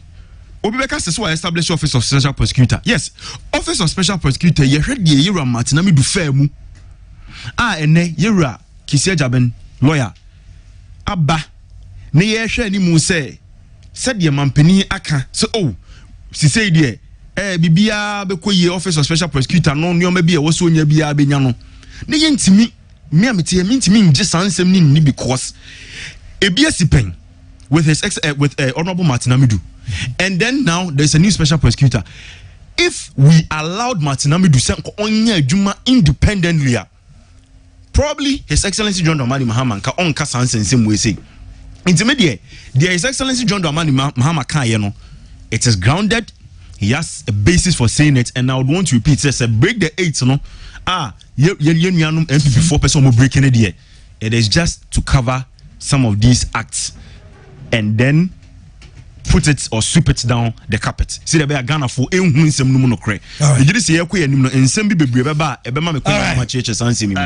messages. Omanhene, see how these NDCs are confused and lying to the nation. Who is the leader of their party? Former President Mahama lost 2020 elections, and immediately by their constitution the national chairman becomes a leader. So why are they saying that John Mahama is their leader?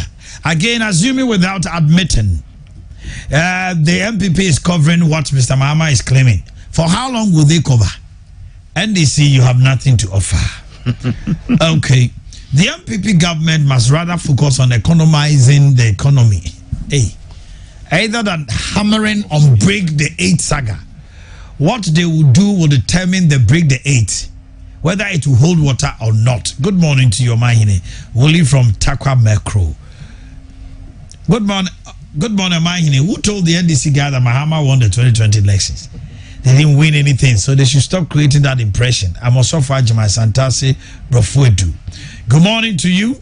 Nana Senswega, tell this NDC guy he can't use this big platform to crack what he's cracking at Kessben. How can you say that Mahama won 2020 election? Let him tell the world how many votes they got, and we'll agree. I'll come and ask him that. Okay. And this one says, dear Omanhene, any akwe watch me letter. Dear Omanhene, letter. Can you please explain to me why there have been a change in the reporting date of newly nursing training students? For now, I'm not in the know. I'll check for you, my brother. Okay. And this one says, Omanhene, good morning. To me, I think KMA should be dissolved. They are the cause of the problems within the main city of Kumasi and its environment. The only thing they think about is making themselves rich and not the well-being of Kumasi city. NYO. Please, you don't read my messages on air. Why?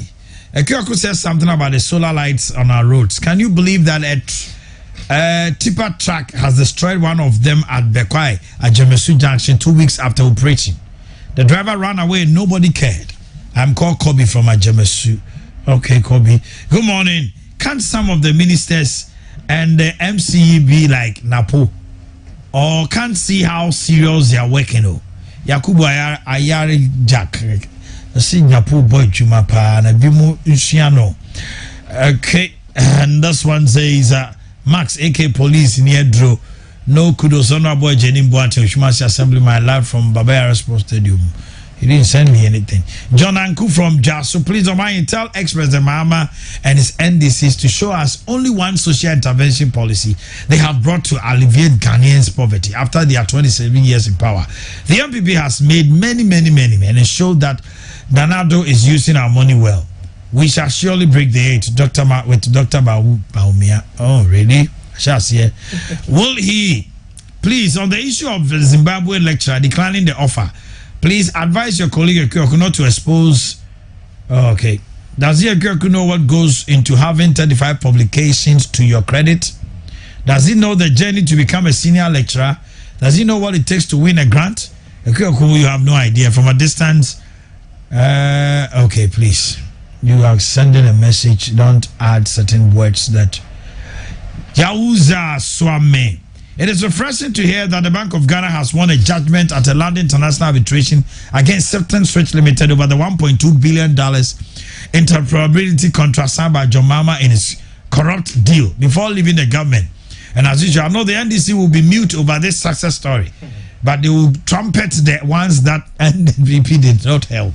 Michael Osebwatin Pope, Isifu Bawa of Ahafo. Okay. And okay, let me come to Nana. It's 9:05. Let me hear you. Also have 10 minutes, just as I gave it to the gentleman. Let's hear you. I want to say, Yanchia Kessben here for now. Yamo Kessben Basso. The way I must try mon taban mu. Yam say yami aduma. They say in Cranford neti. I draw down. So you must start a life one crying. I wish I can more draw about Tuesday me one crying. You appear life for no. No problem. Yeah, but boy, you may run so Basso or the way. And I want some much more boys and so I'm more tremon taba ni muka crank. Very good. Yaboma Basopa. Now, in first, I can so now, meaning Honorable Kwame Adom, of Workroom East Assembly member, former Assembly member, Washington Mami, and you could dinner watch that walk on. Okay. And to your best and the only Bushani in Anamentia, me party phone. Okay. Why, I am Elma, a hundred seminary casse. And this young one was on my unlawful people. Are they? Share 2012, Yakwatuaba. More than less than 45,000 and a winning you. Yakwa court. Ye real court to say, over 8 months. The then flag bearer, now the president, say, one court anya adwene na mmom wagye atom as ɔman bapa ɛwɔ tie mmara ase ɛna ɔman no kɔ n'anim yaba 2016 ya win election over 1 million most mondiazie 2020 ya win election over 500,000 votes what's your court court akacho say win the case obi also court o man win the figures are the court o betra say wo dia wo gidi say wo we ni aba no we your man papa wo jim ready yes and this o munya hwe o man eyemra na de chechire o man enna de bia meka say me ade ba ko o mo ampanyin ma ama manage won say we pass through the ranks right from assembly member abey MP minister deputy minister vice president and now former president and the council of Boakye council of state member enti so ono ba be ka asem bi sei na ne omo mo di na chesu di eche ka bia na ye ma hodwiri so wutimi bi ano kasa aba na winning over 500,000 vote difference so MPP ne machinations na mjin chimo monsa oh now anya ayi o man pay na so they are illusion of ayi then we use we so when it comes to violence omo nim si obia and ayi stolen verdict one a train and BP na train and 1992 elections when it comes to election ayi rigging idea and this is at best and you know what now I'm so surprised 2016 what you about so see ye be chinchi monsa wa jaba no over 1 million votes na sebi Ghana for ye da ye na sumye so na oman e di sa ne man de me freeze me ti send this ni bi kan see ye win election no na ye jama ya na over 500,000 votes what the 40,000 cry and no cry ye say ye jitum because ye di mra so mo mo nko cry no man pay na does it was it breaking the 8 the kata the keta asese so keta asese ne prayer oh man sika mo wia no ma Ghana for famko man de bia meka se yen fa president Akufo-Addo nchina ne yen fa former president Mahama enyina na yen hwe omo mienu pe omo anu asem omo kan ye busa oman pen dada Mahama say why you corrupt and what practice corruption what's he saying as me as president or as John Mahama yes I know kind but on my opinion as a human being as a human being or as a president said TB and Yebusa say what's the socket as he say a super Ubusa say nipa na say me on my opinion e mu de na obetimi ayi no a wo ho ebe sign but my opinion Akufo-Addo gina e de Ghana for nya no wiase nyina say me I have never been corrupt and I will never be corrupt.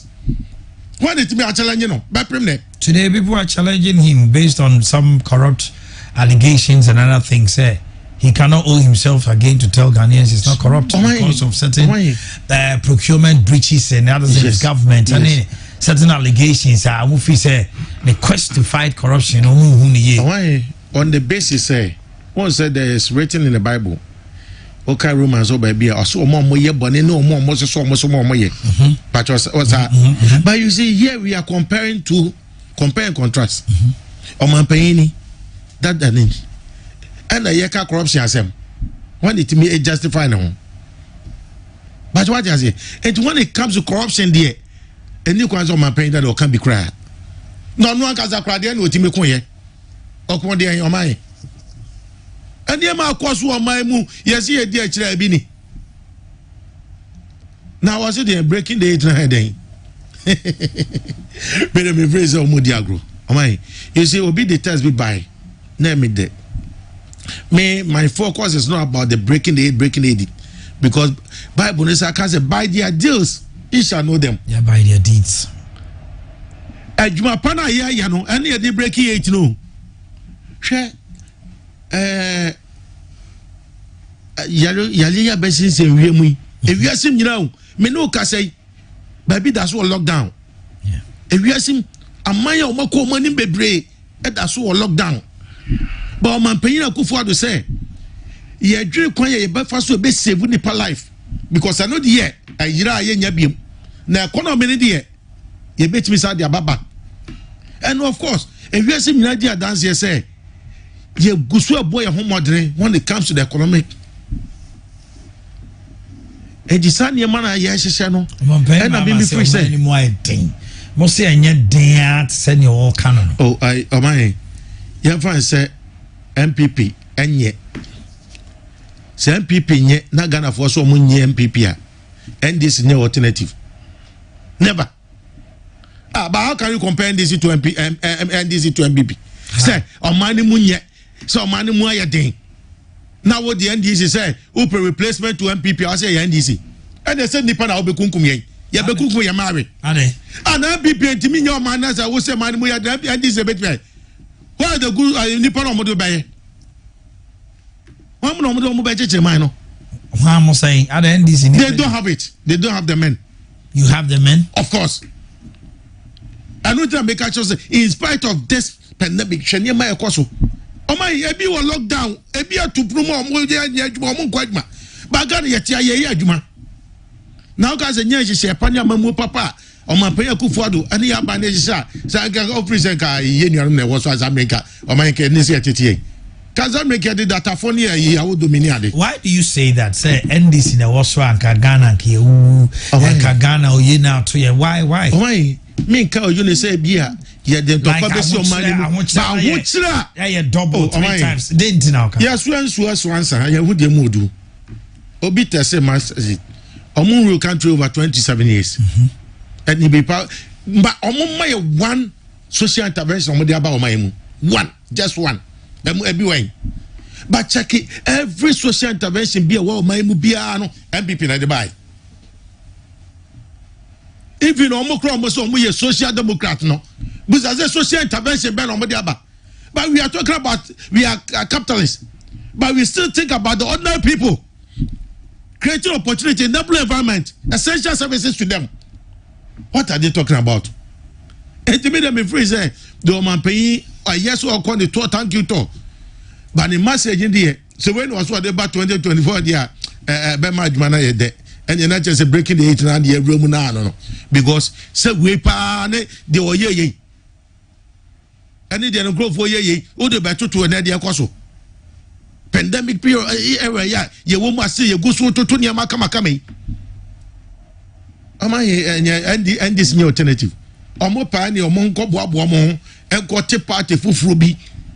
Maybe a Dache 20 years future, no Ghana for Dromon. But say this year, ye Nimbia, ye need to and almost somebody mobile 2024 is never true. And Ghana will never make that mistake.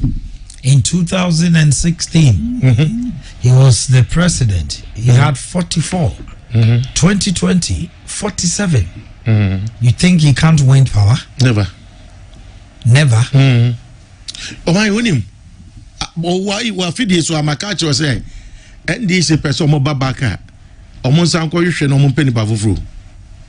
Mahama, former President Mahama, His Excellency, and to me, President of Ghana beam da when I'm catching. Give me a minute, I'll be back and we go on. Prostavite capsules, I draw it.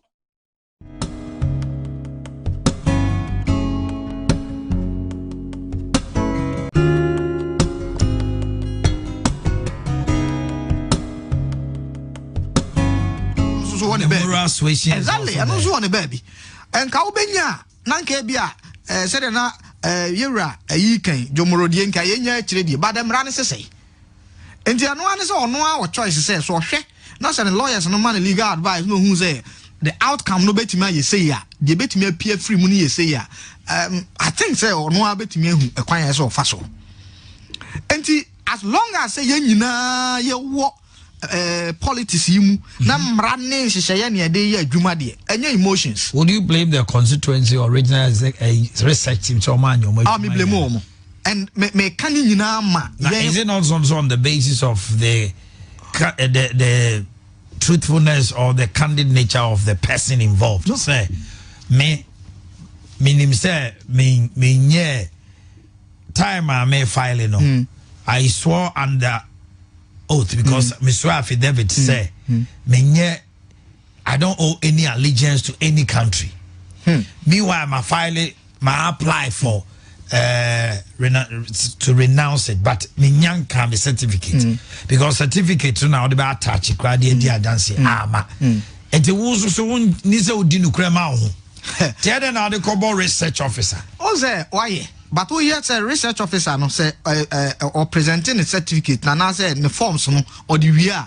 Consequences executive continue ho no. Ube go beyond the ono the aba no. Okay. Na say bibia because political party no say niama bebre bam na ndi anate nipa bebre every different background na eba. Papa yi wo amanone.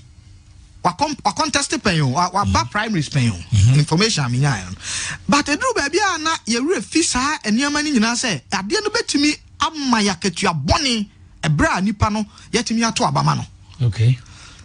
Se constituency ene wo mo ampom koto abama no. Ebra bi na ye wo legon ye elections na ye candidate ye di nachi no ye di nachi sa na Omanhene awrahosam ne say na our city campus enti ye di anim sa ba no ye win awie no knowing say ye opponent na ene ne call elections no say watimi awura mu akohu say de ye di nachi no city campus enti main campus na our contest for Tescom president ye di nachi no ye di anim say win kra wi afa omo ye research about your candidate na afa ba ye na ye say our city campus se proba bi tana nipa no ko no post.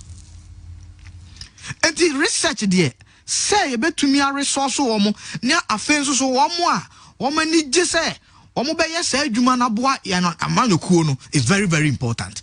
And na me tie ye rawo fuso ampofo. And let me be honest, or say ono onye lawyer ni. And onye lawyer ni so. And now our man layman point of view. I mean can say the kan no. And to hwe niam a o kan ni nyina. Ombusa no question no busa mi ya. O so ono no de. Ono no onye lawyer, onimra. The Emrana canon no more but the party has lawyers. They have. By the end of the day, on say what precipitated the action. Every constituency in a bar region, a free region, ever say called national.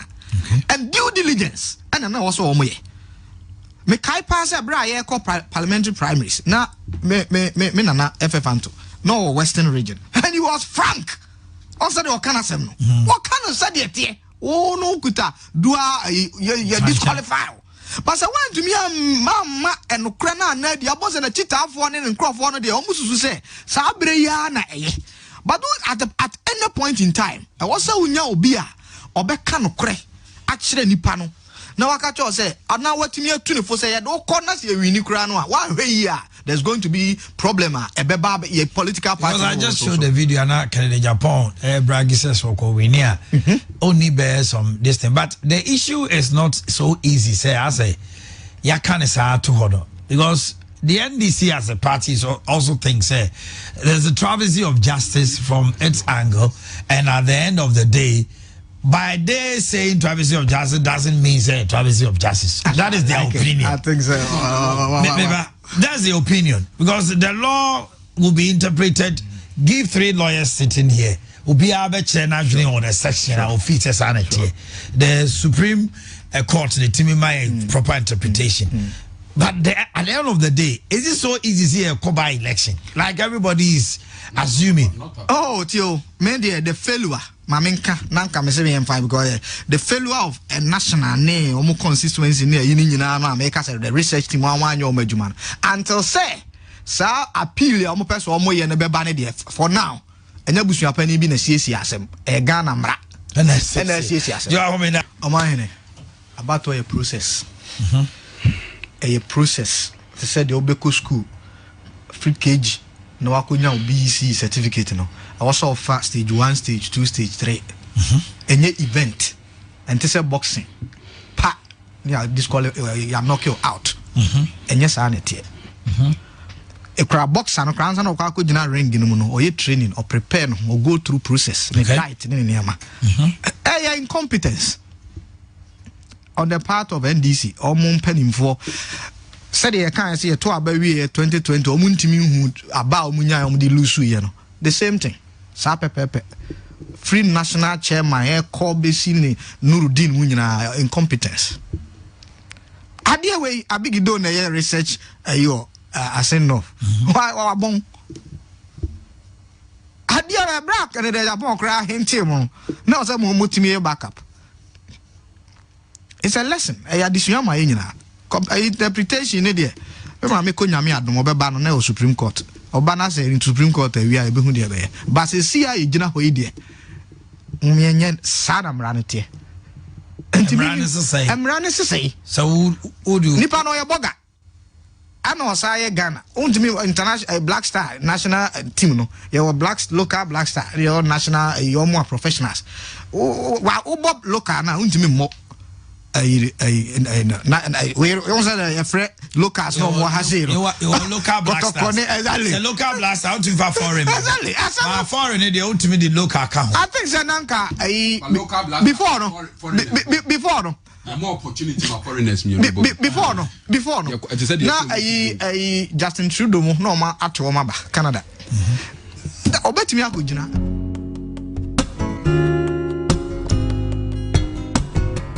4 minutes.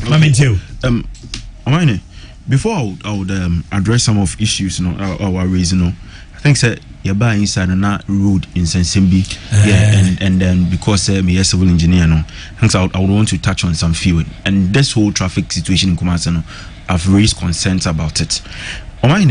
In transportation engineering, you're afraid I did be van pooling. I'm more fun use pa. It's a community bar. Ye na ye kwa adwuma te say ye fan say ote your friend say Boakye na mu ye adwuma wo central adum obia won a car, but what they do is that they have once they utilize this family car sort of here. So kwa adwuma na obe join anyway car, this one will join, so one car can take about 5 or 6 persons. So only na e be adwuma wo central adum, so the car na be pakia we si kwa adwuma omo pon adwuma, they all join and then they move. And Mofuni uses idea we say 1 to reduce the number of vehicles on the road. That's what they call the van pooling. Aside van pooling, and Mofuno development in terms of road sector, now they have what we call the service roads. Service roads, what it seeks to do, and I said there is essence of the service roads, and I say cars are Kessben and timber, locks near in Keten. Those vehicles use these service lanes. Any service roads, it be quite underground. Into who say Timbaka and Namkunda. Yeah, no crap. They don't do that. And they move big cars are loaded from runabout cars moving every now and then. Cars no. It's service roads. And as our service roads now, most our the lanes are it take ambulance, fire service, these cars, bullion vans. Into hardly so who say bullion van.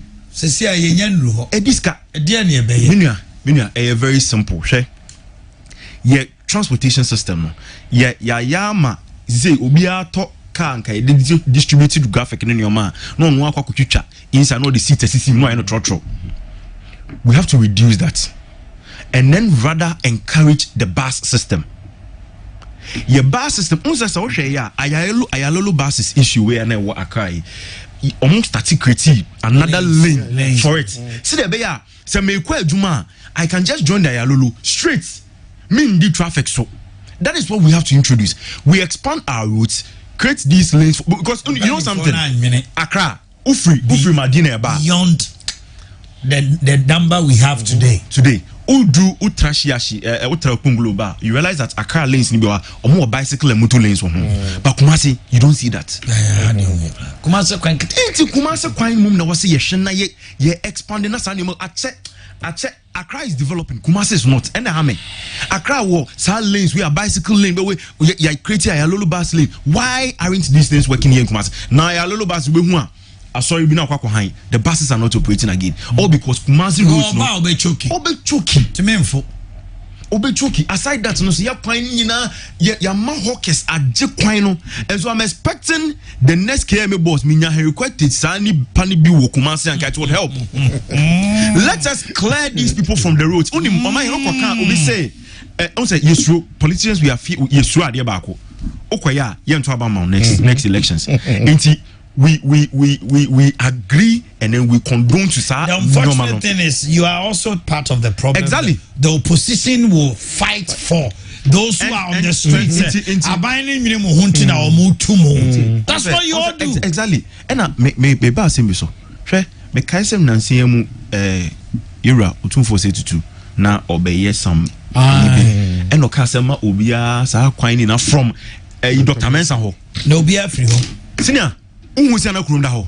So how they intimi. See, the problem is with the sustenance of the law, the implementation will sustain no na asem no because say Yura kase wo mo te kwan hu nyina wo muntu a menyin ni se obi betena ho even up to 2 hours no ofri ho no se o masako se ofri ho no on say emra no ye hye na yes emra no ya hye emra no ye share for particular reason bi enipa nya ye ya moment bi ye wie ya na ase obiara afi no obiara afi Omanhene a collective effort.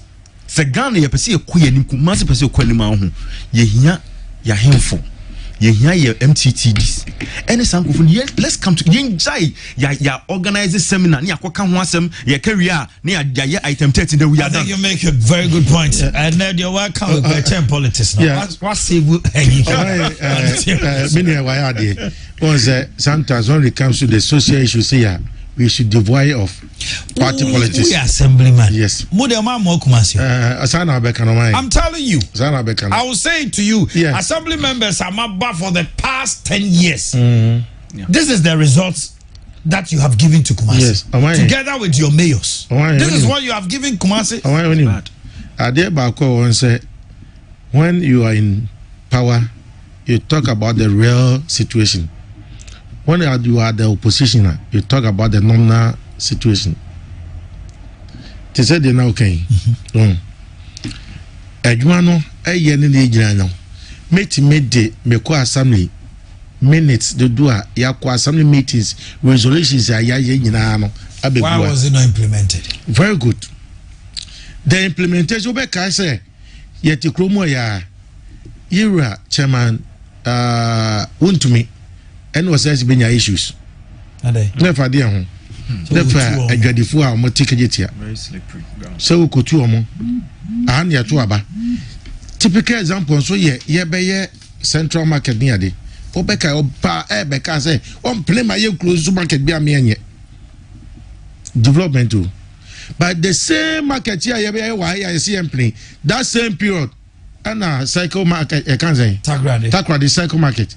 That period now you could unfortunately it was just a park. Yeah, my bus structure BBL. And you corner yes, one quarter now be at the table quarter. Because the idea is you see Anna, yeah. Politics. Oh my Obeka no make us say me the minute be go at all. Decisions are something not taking. By no me. CSL got about on partisan basis, said the MMDC, basically support that. I suppose here to MMDC, but on partisan, a better sell my no cry because as a result, we have be the Besania. Because see a 2 by chief executive, non partisan, at the same me assembly my wife and Chebra, and this neighbor no or problema, MPP neighbor no or problema. But MP, yes, they can, and this new problem no won't order. Typical example, NDC chairman, friends, Afayam. That there was an issue being also menene take this case. My friend, Madame Vopano, chairman, Bessie didn't come up. He was okay, that and I'm so a child you me MP. Oh, there be who MP the member. You see, so only issue, but Obama because I not yet. And then chairman, I don't know MP. You see, okay, it is a problem. And your mind, Media Mistress say we should do a beer. Parties no omunko off season na ya fa Kumasi empuntio assembly members KMA asante mantem ha nyina me de mesemeka se resolution amoye na ma hu se mu chief executive officer on to implement ya e de na muso ye fa ho ni nyina ya sama da che be ka ho mo fasi ha be da mo asem ne extra Asia bio. This is the best sport.